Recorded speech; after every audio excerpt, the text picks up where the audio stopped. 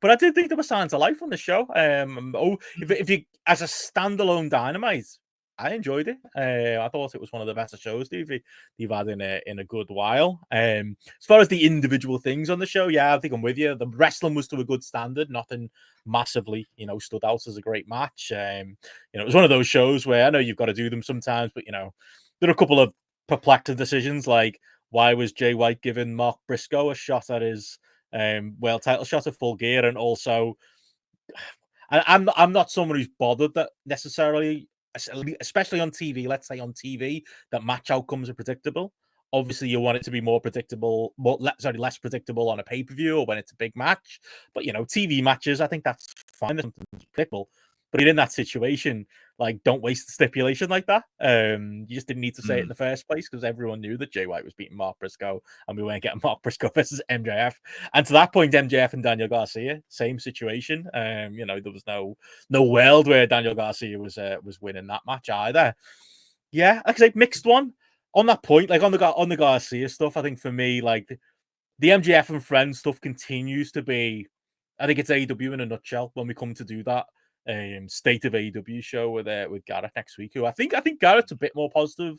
In fact, a fair bit more positive than we are on the at least the booking and the build to this pay-per-view. So it's going to be an interesting conversation.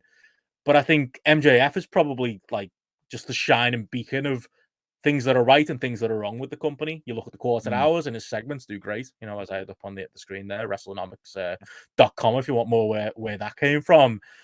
There are, again, individual ideas in what he's doing that are great, like the Jay feud. Like right now, like as I've said, I have no belief Jay's going to beat him, but I do think Jay White's going to come out of this upper mid card to main event act in AEW. So it's almost been worthwhile for him. The Daniel Garcia match, another one. Good idea in like principle, probably just bad execution on a bad time to do it.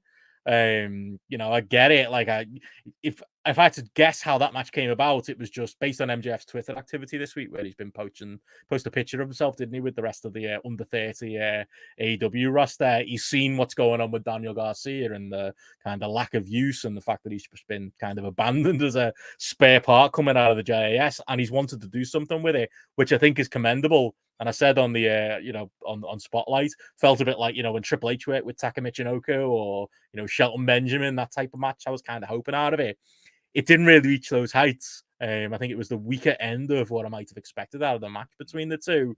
And I was kind of questioning why. And I think a lot of it was just, of all times in Daniel Garcia's run, this is probably the lowest his stock has been. And there was just, no real support behind him. He's over for a dance now. The actual overall Daniel Garcia character has been so kind of damaged over the last year or so that it was probably, unfortunately, the worst time to do the match. On top of that, MJF has got a world title match coming up at the pay-per-view, so he couldn't really give Garcia as much as he might have in a different window, maybe not so close to the pay-per-views, and at a point where Daniel Garcia was maybe a little bit higher on the totem pole than he currently is.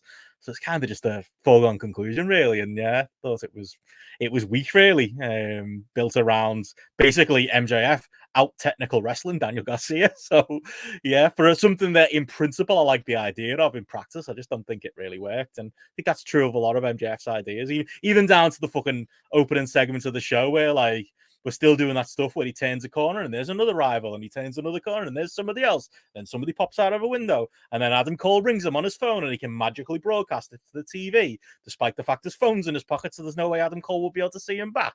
It's like there's an idea there somewhere that's good, but we add another 6 ideas and another 12 people to the segment, and you lose me. And that was kind of the through line of the show for me. It's the MJF stuff, both in the opener and the closing, which we can talk about with the mysterious Man in Black again.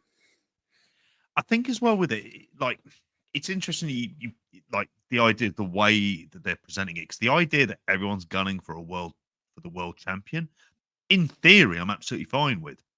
Yeah. Problem is, I think from a television basis, they're trying to find ways of getting everyone involved. And I think the more interesting direction for a lot of them is Samoa Joe.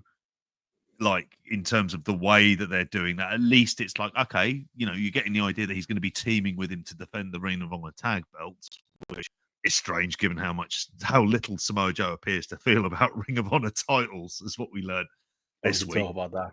Yeah, exactly. And And I think it's like in theory, like, you know, having another Wardlow promo. It's just that these things aren't being spaced out. In some ways, it'd be better if he can get through someone, and then there's someone straight away going, "Yeah, I'm going to be the next one."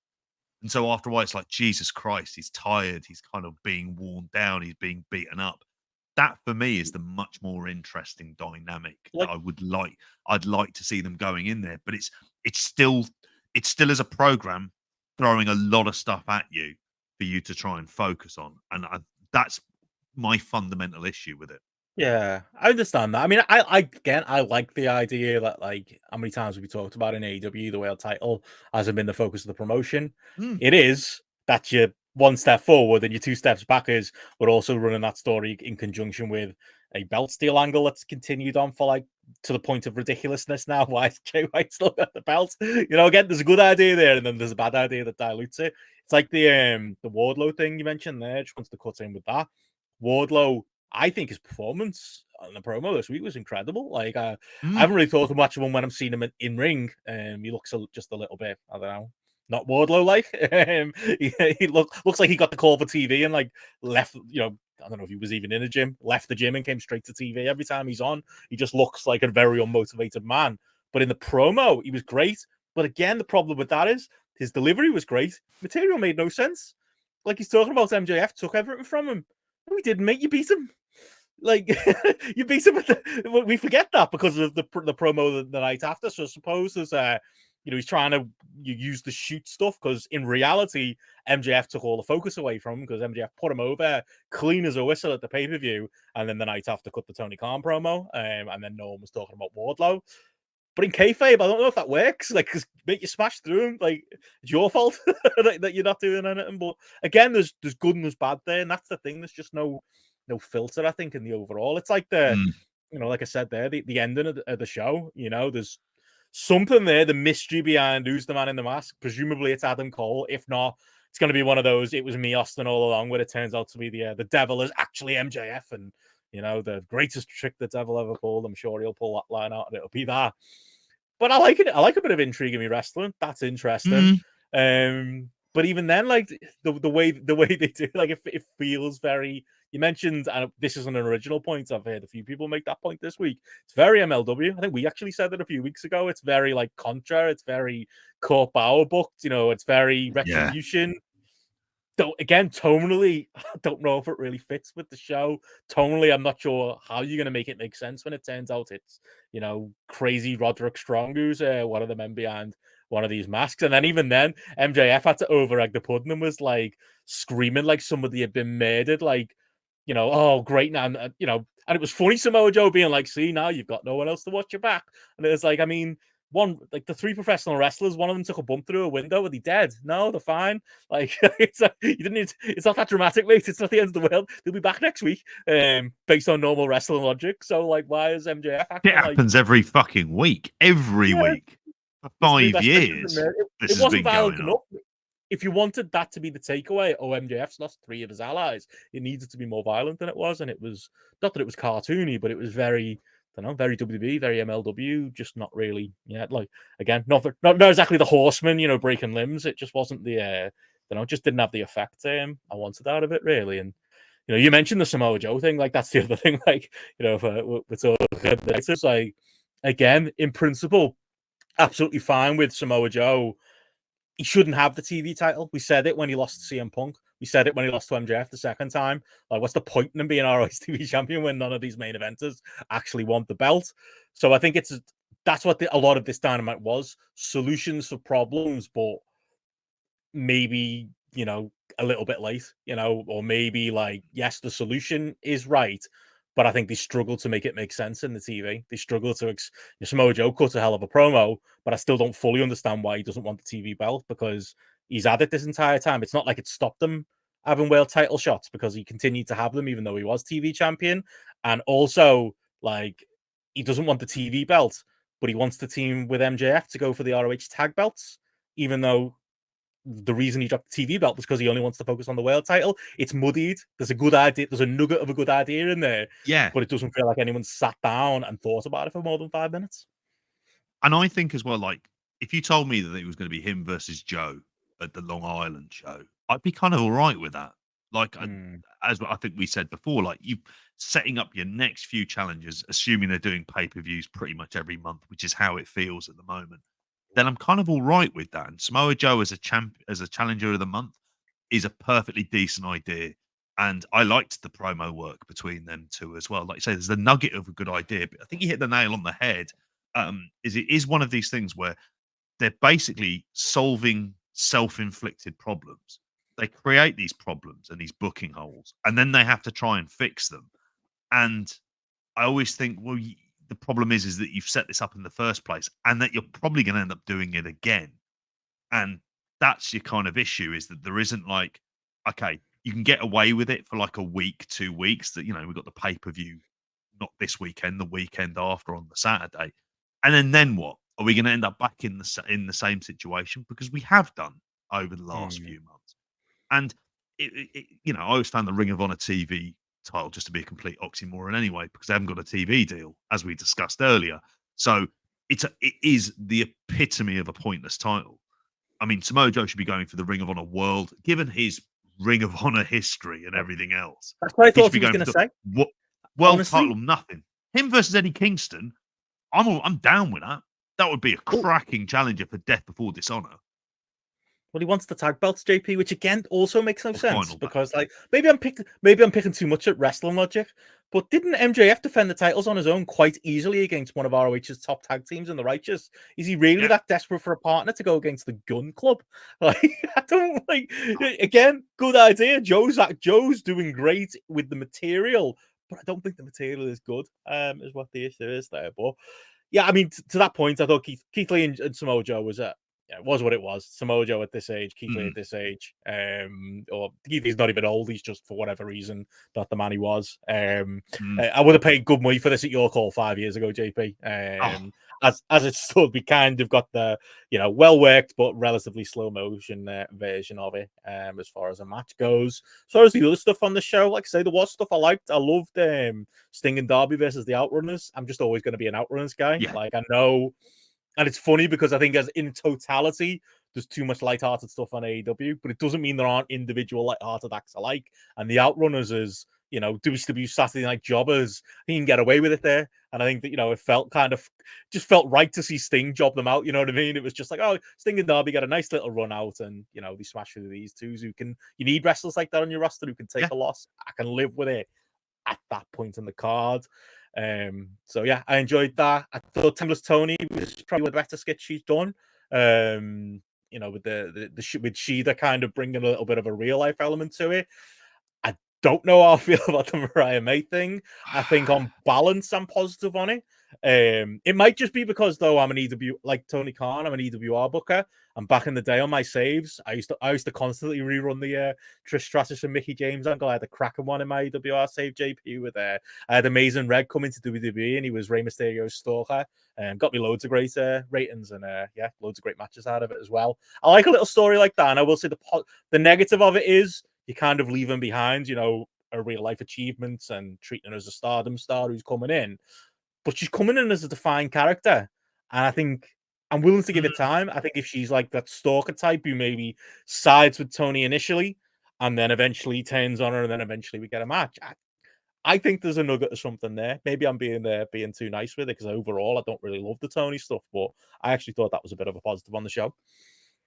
I like the idea of the way that they're kind of bringing her in a sense of being involved with Tony Storm, who you can't help but feel that she's going to end up helping Tony Storm win the title. Like that would be the thing that kind of makes sense at the pay per view at Full Gear. I wasn't mad necessarily on the RJ City stuff and the kind of like the fangirling bit. I was a bit like, Hmm. it's just a bit odd and it's a bit kind of, yeah, I Fair don't really enough. have any time necessarily for I think that. more people are going to agree with you than me on that. But if you're going to bring her in, bringing her in this scenario at least gives her a purpose to be there rather than random person you put out on TV. Like Mm, at least in that way, I can kind of get it. Are you going to mm. have Tony Storm have someone? Does she fit aesthetically into the whole timeless Tony Storm stuff? Yeah, much more than fucking Luther does by a country mile. Like you get shot of him, and you just have Mariah May as a second that's absolutely fine. I think that can kind of work. But yeah, I wasn't necessarily mad on like the RJ City stuff that kind of came along with it. Fair enough. So I, yeah. Yeah, like I say, I was more positive on that than you. Maybe that explains like our different takes on it. But I think most people are gonna kind of feel like that. Swerve and Penta, I very much enjoyed that on the show. It was probably the in-ring highlight for me. It was a Yeah. weird match in that it was one part very indie because they both have that in them. Especially Pentagon, who'd be.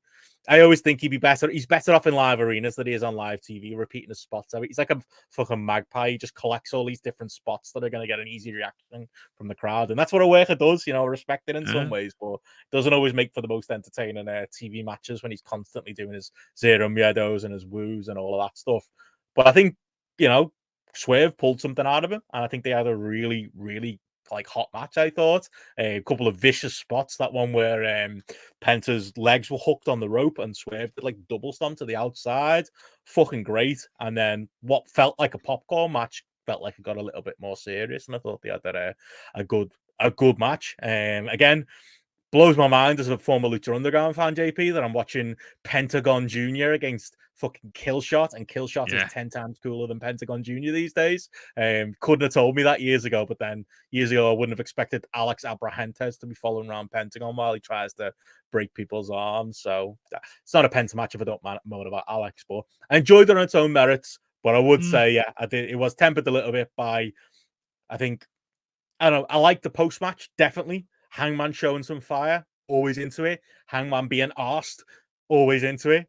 Same with all of those elite lads. Probably a good lead into the other three. But like anytime he's like this, I love it. Good shit. I always say I'd have Hangman on the show every week, every show, cutting a promo or having a match. I think he's important to AEW, and he kind of needs that. Some people benefit from not being on TV and come across bigger stars. He just comes across like he doesn't really care when he's not there, especially when we've taken a very realistic story that's based around like Swerve's place in the world and Hangman being gifted things, and we've turned it into this like B movie, threatening his baby stuff with Swerve.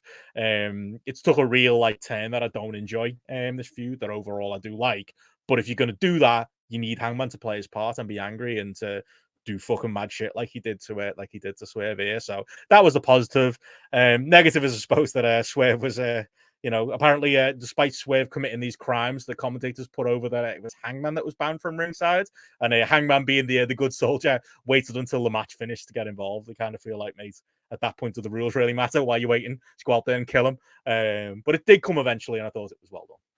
He threatened his baby, so I don't know why he's waiting till the end of the match necessarily to do that. And that's the thing, you Did needed he to wait for his lose. music to hit? I don't remember now. Did his music hit? I hope it did. I have a bad feeling to think that it might well have done. But Probably like, did, I mean, when it comes to the pay-per-view itself, when we end up previewing it, this is still going to be a match where what you hope is going to be different this time around is it's just going to be the level of violence. You can see it being one of those kind of like both men bleeding, like a complete brawl. I'd still have Swerve Strickland go over as well for it as well. But it's at least Swerve Strickland feels like an important part of the company. That was my other kind of big takeaway, where he is somebody who, like Jay White, like he feels like when it comes to those successful elevations, he's very much in that camp. Yeah, definitely. And yeah, I've said it there, the elite. You mentioned it, Bucks and Golden Jets. I mean, nobody asked for it, but all right. I don't think anyone other than Chris Irvine was sat there with dream matches. What can I get? Yeah, Chris Jericho and Kenny Omega versus the Young Bucks. No, but I think there are net goods coming out of it. I think the Bucks look the most arse they have in weeks and weeks and weeks. They got to be petty little bitches, as Kenny Omega described them as, and they're great at playing that character. So I thought that really worked within the segment itself. And it also means, I'm painting some positives here, JP. We're going to get Kenny Omega away from the Young Bucks, which obviously Monkey's paw is that he's with Chris Jericho, but it feels like he's his own man a little bit more, and that's good. And, I thought, obviously they took a couple of shots at CM Punk, because of course they did, but I thought the content of what he said worked with the Bucks as well. So, if Jericho stays on the apron, I'll enjoy that match. And just in general, while it's not something I would have ever asked for, and there are many partners for Kenny I'd take over Jericho, if the result is a more serious, hard-nosed heel Bucks, and the result is a Kenny who stands on his own, I think it's going to be worth it. So when it came to this bit, and obviously I'm predisposed to try and find reasons almost to completely dislike it. The first of which was like Chris Jericho sadly is not Hangman Page in any way, shape, or form when it comes to like the in-ring work. So we're not going to be getting that level of match, which like you say, the best hope is that he stood on the apron the entire time there. It also felt like, and when we talk about them kind of like correcting self-inflicted wrongs, like one of the ones has been the way that Jericho has like the kind of booking malpractice around him, where it's like, oh, I've put someone over. Have you really? Have you really done that? Because you just seem to find to position yourself in a bigger way. And then here we go again. He's there with the elite. And it isn't Kenny by himself, which we kind of dare we say it, we had kind of teased with. And we end up into that. Like, I mean, the Yakuza video game stuff, whatever. They've made a few quid and they didn't have to hire Ric Flair or anyone else. Let's see what they do in the match. If they're all dressed up as characters, I'm not going to like that. Yeah, there is always that side of it. But then it was just like, I thought we were back together as the elite. And my initial thought was, you never fucking stop being the elite. Like, you just forcibly drag him into trios matches and the rest of it. So it's just like, well, if there's ever a heel move for me, it's someone that I said is one of my 5 favorite tag teams of all time in the Young Bucks, putting the idea of no, we want Kenny back in the trio stuff. No, like I'm not gonna have any empathy with that sort of situation, particularly you were only fucking teaming with him less than 3 months ago. Get over yourselves. And they've got a number 1 like contendership to the tag belts, which at least they mentioned. At least he referenced it. Someone remembers. Yeah, much like they reference the stuff with Chris Jericho as well about him kind of working his way in and stuff like that. That was like, those were things that were little like kind of like throwaway lines as much to the hardcore audience as much as anything else there. But yeah, I'm not mad about it. There you go. I'll take that as a victory, JP, folks. I managed to get JP to say a couple of positive things about a Young Buck segment, even if it was, sandwiched between some very, understandable criticism. No doubt more cryptic bullshit will be coming back in my direction in a passive aggressive way soon enough to a social media channel near you. Well, on that note, if you want to where that comes from, yeah, we will be doing an AEW not year in review, but kind of a current state of play thing. And likely not going to be a weekend show next week. We'll be talking about that, but there will be definitely an element of a full gear preview on this week's Spotlight. And yeah, you can obviously get that on the Patreon and for YouTube members live next week too. But on that note, JP, let's move into what's going on this weekend. And yeah, we'll start with it.